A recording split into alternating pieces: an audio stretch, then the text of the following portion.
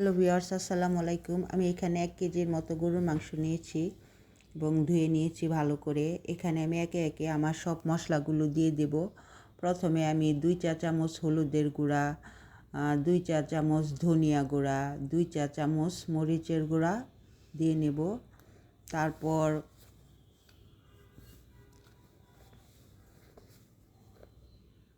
জিরা বাটা দিব প্রায় 3 চা চামচ এবং আদা বাটা দিব 2 চা চামচ, আর রাঁধুনি সস বাটা দিব 1 চা চামচ এবং লবণ দিব 2 চা চামচ। এগুলো দিয়ে আমি মাংসটাকে ভালো করে মাখিয়ে 10 মিনিটের মতো রেখে দেব এবং চুলায় একটা পাতিল বসিয়ে তাতে আমি তেল গরম করে আমার কেটে রাখা পেঁয়াজ কুচি এবং রসুন কুচিগুলো বাদামি করে ভেজে নেব।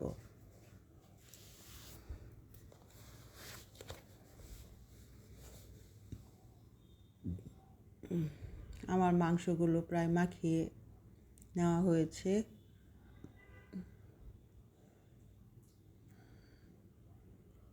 এখন চুলায় আমি পাতিল দিয়ে দিলাম, তাতে তেল দিয়ে গরম করে আমার কেটে রাখা পেঁয়াজ কুচি এবং রসুন কুচি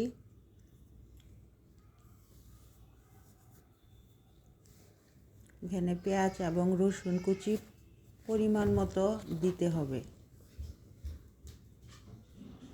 এবং বাদামি করে ভেজে নেব। আমার ভাজা হয়ে গেছে। এখন আমি তাতে আমার মাখিয়ে রাখা মাংসগুলো দিয়ে দেব। মাংসগুলো দিয়ে ভালো করে নেড়ে চেড়ে নিব।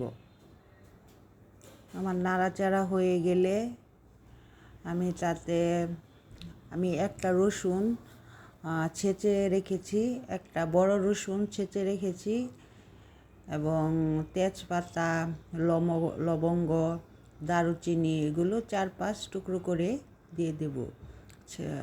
রসুন ছেঁচে দিলে মাংসের গন্ধটা অনেক সুন্দর হয় এবং খেতেও সুস্বাদু হয় এবং আমি এখানে 4-5টা এলাচ ছেঁচে দিয়েছি। এভাবে দিলে মাংসের ফ্লেভারটা অনেক সুন্দর আসে। আমি বাটার বদলে এভাবেই দিই। এভাবে দিলে মাংসটা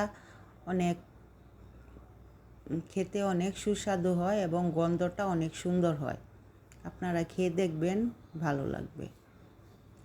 এখন আমি ঢেকে দিলাম এবং চুলাটাকে আমি একটু কম আঁচে রেখেছি এবং আমার মাংস থেকে পানি উঠে এসেছে এবং তাতে আমি মাংসটা ভালো করে কষিয়ে নেব। আমার কষানো হয়ে গেছে। এখন আমি তাতে পানি দিয়ে দেব, পরিমাণ মতো পানি দিয়ে নেড়ে চেড়ে ঢেকে দেব। এভাবে 10 মিনিট রান্না হওয়ার পরে আমার কেটে রাখা আলুগুলো আমি এতে মাংসতে দিয়ে দেব।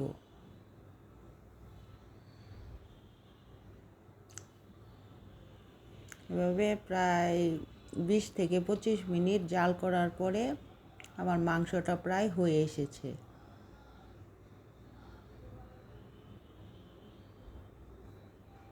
এখন মাংসটাকে আমার মাংসটা হয়ে এসেছে। এখন আমি এটা পরিবেশনের জন্য